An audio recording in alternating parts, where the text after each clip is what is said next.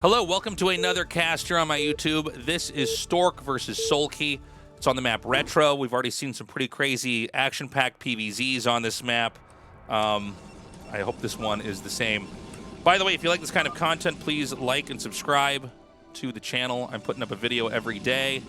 We're getting ready for other RTS games like Zero Space and Stormgate. We'll continue to do StarCraft content as well, but it's been fun building this channel. So like the video, let me know what you think. And in this game, we have Stork here in the top right. We have Soulkey here in the bottom right. Now, I've said before, and it remains true, if you're both sharing any side of the map, it could be both sharing top, both sharing bottom, both sharing the right, both sharing the left, the rush distances are insanely close. He makes the pylon here? I was making mine here. That's interesting. So you can end up with some pretty crazy games. And this is not going to be an exception to that because we have both players hugging the right side of the map. Now, this is going to be Gateway on 9.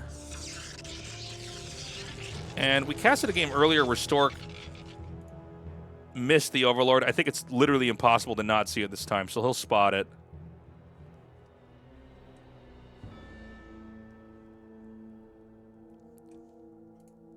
And so, you know, Zerg, if they want to, can go straight into 6 Zerglings and rush here. Now, they both know exactly where each other are, so it's a lot harder to be tricky or to, you know, gamble, take a risk of some sort. It's going to be pretty intense right at the very start. And that's going to be punctuated here with the probe being able to basically chase down the drone and deny the first hatchery. So he may have to send a second drone out here to basically, no matter what, get a hatchery down. Back at home, the first zealot started, along with the second pylon. He's actually going to make the first hatchery here,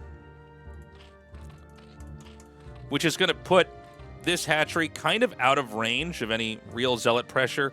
Remember that when you see the zealots come out on the map, I mean, occasionally we see Zergs die to this, but usually what you're doing is you're trying to get into these really difficult positions where you're wedged behind minerals, or you just barely have enough zealots to hold.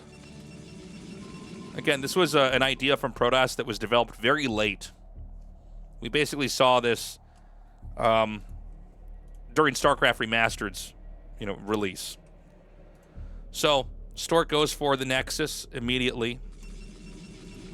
And this is not going to be an easy hold here. This is 2, 4, 6 lings.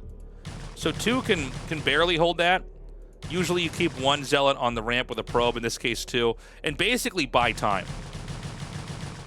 And if things really heat up, you try to run around. Now, Soulkey is so good with Zerglings that he's really making this quite difficult. And he's actually going to come up here and basically crack open the entrance. This is an emergency situation.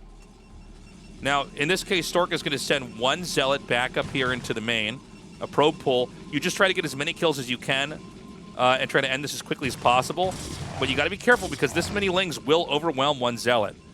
Now, the smart move here from Stork is to do a big counterattack. But this is very, very risky. It's already a very chaotic game. The 4th zealot's out, creating enough of a threat. It's uncomfortable to stay out here anymore. And it looks like he's going to send these zealots over here towards this 3rd base. He's got a probe coming up here. He really wants to deny a sunk if he can. Because 1 sunken colony can basically deny the zealots from going behind the minerals. He's kept these zealots back until he's confirmed that there are not more Zerglings headed towards his base. He's going to realize very soon here, positionally, he's in a very good spot to go for the wedge. So these are now behind the minerals. So the Zerglings have to fight them in a single file line fashion. He has 3 more zealots inbound here versus what I think is about 8 Zerglings. Really impressive game here by Stork for so far. Soulkey, I think, had that momentum, but with the smart counterattack there from Stork, it's a lot tougher. The Zerglings are going to continue to come down. Zealots are going to continue to come down and face off against this. Remember, they can always retreat to a safer spot if they start to become outnumbered. A counterattack comes in here and can get on this cannon literally a second before it can finish. With the denial of that cannon, the Protoss is still in a very flimsy position.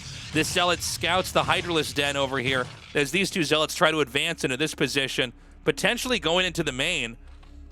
And Soulkey's really pulling the trigger here. He knows with no cannon here, it is a very difficult position to hold. Probes are just a little bit slippery when it comes to trying to fight Zerglings. The cannons are now undefended. The Lings are going to come in. They surround this cannon over here. And now the cannons are restarted. But as long as cannons aren't done, it's a problem, man. Meanwhile, inside the main, another cannon started. It looks like that one's going to be denied as well. That's 150 minerals killed, taken out of the pocket here every time. A good probe drill is going to probably end this probe Zergling harass over here.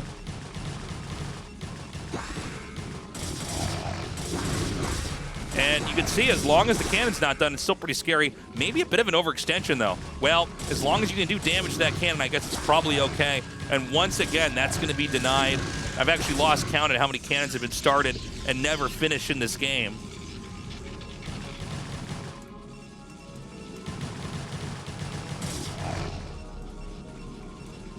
It really goes to show you the perils of not having a cannon done. Now, with the two Lings that are running around inside the main, he comes down, gets another denial. It's not stopping. This is madness. He might even want to start a second cannon here. The gateway can now be damaged.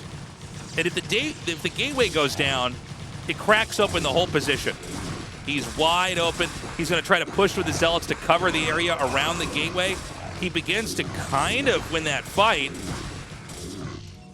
Oh my God, he runs through. He's going to go for the cannon once more. The gateway is so low as well. Another cannon made all the way in the back over here. It's wild. Two Zerglings can almost take out all the shields on a warping in cannon. It's crazy to me.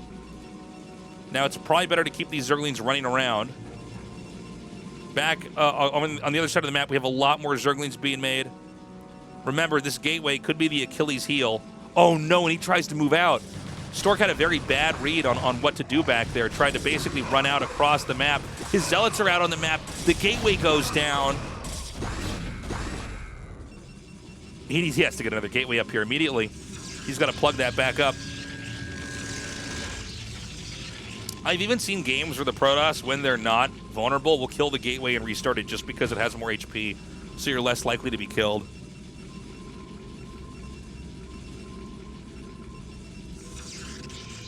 Hydra tech. Unsurprisingly, this is what a lot of Zergs do post-rush. Keep in mind, a lot of times for the Protoss, the positioning is kind of sloppy. I do like putting the Stargate here, just so the Zerglings can't see it.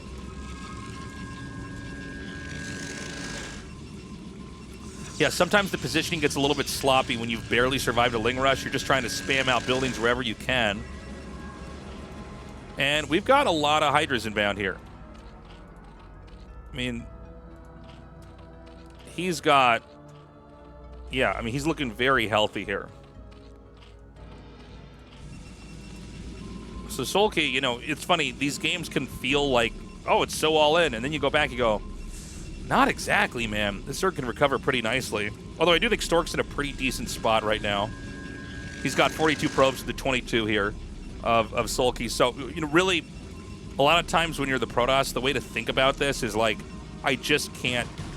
I have to do everything to not die, and my workers and my economy should lead me to an easier victory later on. But again, he's not out of the woods just yet. We've got 7 Hydras, now 8. And, you know, I think these cannons kind of cover this forge.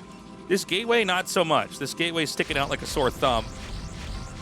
Now, he's going to start to hit this Overlord, but you can see the timing is not, in fact, set up in such a way where he can either kill the Overlord or apparently keep the Corsair alive. That's pretty bad.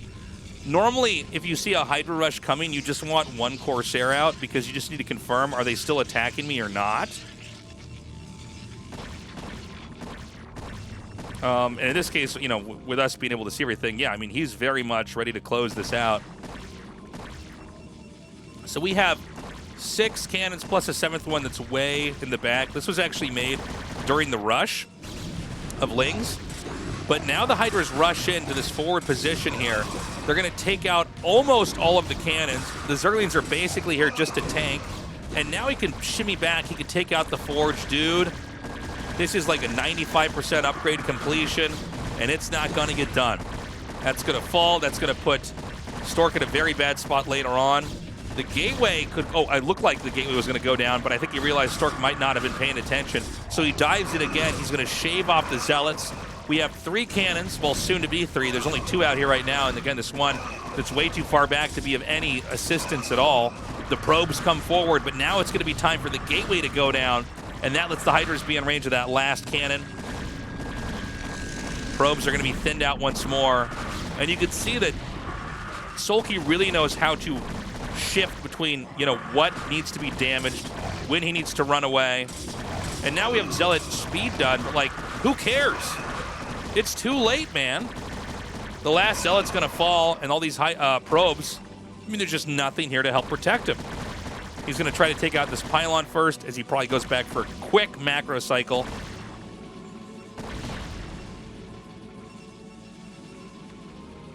And he's going to move in yet again. I mean, this is wild.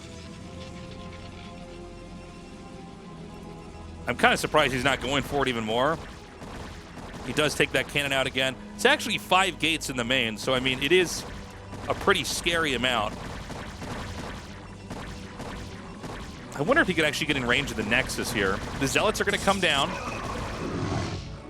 But, you know, with the stutter step micro from the Hydras, it makes it a little bit tough. You can feel like the Protoss is winning until they're not quite there.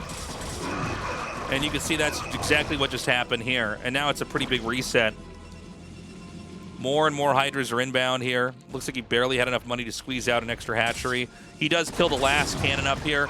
Really, when the last cannon's gone, it's the same story as, you know, when you're fighting the Zerglings. The Hydras are just better units. Zealots with speed can fight, you know, with the cannons kind of covering them as they run back and forth, but basically Soulkey has just grinded him down.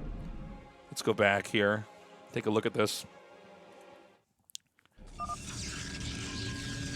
Seemed odd to attack with the Zealots at a cannon range. I mean, you know, there's a point where you're just starting to lose. It kind of, you know, everything you do looks bad, right? There were so many moments where the cannons were denied here. 1, 2, 3, 4, 5. 5 cannons were denied back there.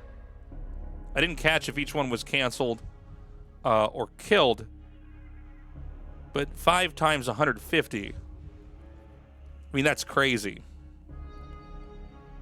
So, I mean, you know, that's really what was the layup for the Hydra bus to you know, succeed, is that you get that many kills over and over. I mean, you have no money going into development at all. +1 in the main, you think? You mean make another Forge, chat?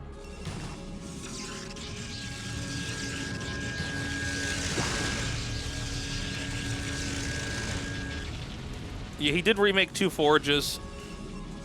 Usually, if you're dying to the bust, you make 2 Forges there. But I mean, this only matters if you actually survive, right?